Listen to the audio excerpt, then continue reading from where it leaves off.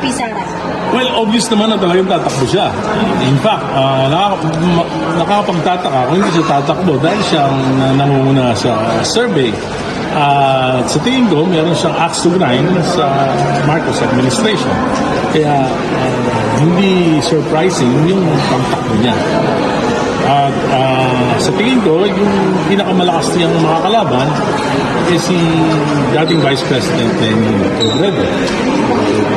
Kaya lang, dapat si Vice President Lenny Robredo tumakbo under the opposition, yung Liberal Party, and I don't think that makakatulong kung sasama sa administration. Sigurado ba na makakatakbo siya?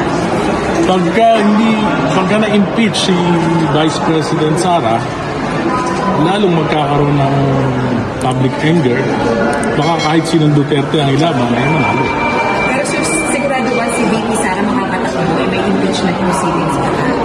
Kapag kinonvict si VP Sara, magagalit yung kanyang supporters, which is about 30+% ngayon, baka mag-gather pa ng public sympathy, baka kahit sinong Duterte ang lumaban, manalo. Sir, may sinasabi kayo na sigurado ba siya? Pwede lang malaman. This is a distraction, no?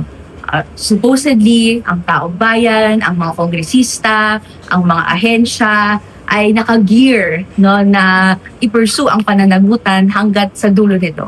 Pero meron ngayong nilabas na announcement that is premature and providing intention na may higher ambitions si VP Sara Duterte. At this point in time, hindi ito ang tanong na dapat sinasagot ni VP Sara Duterte. No, ang tanong ay nasaan ang kinurakot na pera ng taong bayan? Paano ito ibabalik? At paano po kayo mananagot? Yun po ang dapat na tanong na isagot ni VP Sara Duterte. All else, gaya po ng pag-indicate ng higher ambitions, they are distractions. Yan ang announcement niya ay para din na panggulo, no? Pusit tactics na naman ito para siyang pag-usapan at ipakita na inaapi siya kuno, no? Pero matagal nang hinihingi ng taong bayan ang pagpapanagot sa 612.5 million na confidential funds. Lalo na yung 125 million na winaldas in 11 days na kauupo pa lang niya bilang Vice President noong 2022. Sir, tingin niyo ba pananakot po ito sa mga mambabatas, kongresista, senador, considering na malapit na yung 2028 elections and sila yung mag-decide ng impeachment complaints pending against? Well, I'm sure kasama yon sa kalkulasyon niya na panakot dun sa mga kongresista na baka magdadalawang isip dahil tatakbong presidente itong si Vice President Sara Duterte. Pero sa totoo lang, hindi tatalab yan, high-tech yan, talagang mas malakas ang panawagan at demand ng taong bayan na mapanagot siya. No? Sagutin na, finally, ano ba nangyari sa 125 million? Sino ba talaga si Mary Grace Piatos? Alam naman natin, walang ganun. No? At talagang nadambong itong 125 million at itong buong confidential funds. Hindi pwedeng palampasin, kailangan mapanagot. Pag na-impeach at matanggal sa pwesto, hindi na yan makakatakbo. Sir, you're saying pananakot po ito, no? Posibleng pananakot ng Vice President sa mga posibleng sumuporta sa impeachment. You were confident before na lulusot po sa plenaryo itong impeachment kay VP, may impeach siya. Gaano kayo ka-confident pa rin sa ngayon? Well, walang magbabago. Alam na naman ng lahat eh. Nagulat ba kayo sa announcement na tatakbo siyang presidente? So, alam na yan ang lahat. At sa kabila nito, kahit naman nung nakaraang kongreso, alam na yan, sa kabila nito ay magtutuloy ang impeachment dahil may basis talaga.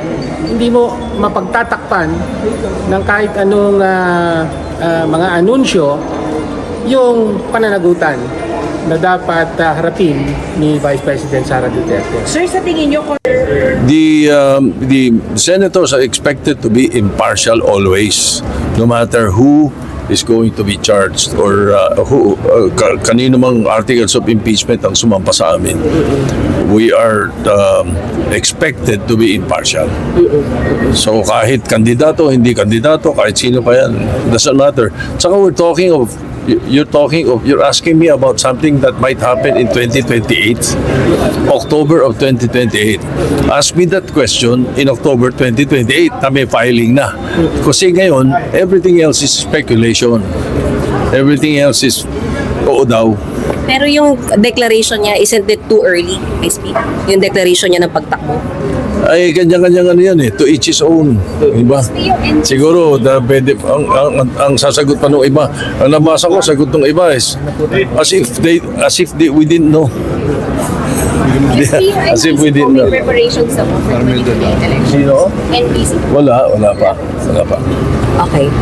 Thank you po, SP. Thank you. Hindi na tayo nagulat sa pagdedeklara ni VP Sara ng pagtakbo sa pagkapangulo sa 2028. Karapatan naman niyang magdeklara kahit napakaaga. Tulad ng karapatan din ng mga Pilipino na singilin siya sa mga seryosong aligasyon ng katiwalian at paglabag sa batas na panawagan na po natin noong 2024 pa.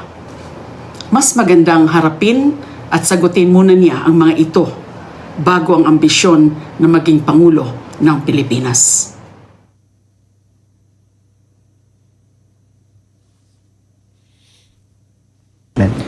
It's a strategic decision to strengthen her following, lalo na't may mga impeachment complaints na nakahain laban sa kanya.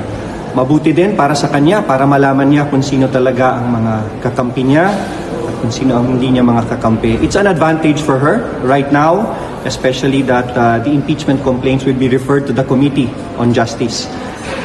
It will not affect how the process will go on in terms of hearing it, in terms of deliberations in the Committee on Justice. But I can tell you that it may affect how the voting will come out. I hope that we will be as independent as possible. Mas mabuti na yung malaman ng mga taong we are doing our constitutional duty in processing impeachment complaints. But we have to overcome this political exercise and do something for the country na hindi lang impeachment ang nilalapit nyo sa amin para sa balita. 1,001,000,000%. But isn't it too early, sir? May mga nagsasabi pag maagang magdeklara, baka... Marami na kasing maagang nagdideklara. Diba? Bakit naman yung iba nung nagdeklara wala namang reaksyon? Sir, kukunin kang DC president. Hindi, yun ang BP ko, si Aimee. Pero open kayo na maging running mate ni... Hindi po, si Aimee ang gusto kong ano ako Sara Aimee ako. Aimee as VP, sir, yun ang tinutulak niyo? Do you think, sir, handa ang Pilipino sa parehas na babaeng leader po? Panahon na para maramdaman ng mga Pinoy ang girl power. Sir, yung Sara Aimee tandem, napag-usapan niyo na po yan sa BPP. Wala, ako lang yun. Isusulong niyo actively, sir? Isusulong niyo po actively yung sa tandem? Oo, lahat. Kapag umiikot ako sa ibang bansa, yung lagi sinasabi ko, gusto ko talaga Sara Aimee. Reconciliation ako. Sir, ano pong napagbutingan sa minority? May caucus po, may meeting yung minority. Lagi naman kaming ganyan. Kasi ngayon parang Monday, di ba? Kasi ano tayo, no? Aimee daw, sabi ni Senator Robin. Ay, sandali lang. Sir. Si Robin talaga. Well, kung sa bagay, talaga naman forever running mate ko naman talaga yan. Takbo, gapang, luhod, patayo, paupo.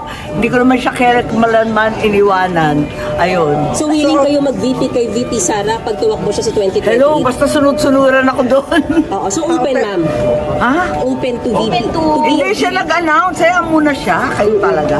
Pero ma'am, yung kanya announcement na yon, anong tingin niyo magiging epekto nito? Maganda yan kasi nabibigyan ng pag-asa ang lahat ng tao dahil napakahirap ng panahon, ang gulo-gulo ng gobyerno, napaka-corrupt, wala pa rin charge talagang ang tao galit na at naghihirap. Kaya maganda na kahit papano meron tayong pag-asa, meron tayong pinanghahawakan. Sir, officially considering running for VP ni... Come, let's go. Pero kung pipiliin po kayo ni VP Sara, ma'am, kung pipiliin kayo ni VP Sara. Thank you, maraming salamat.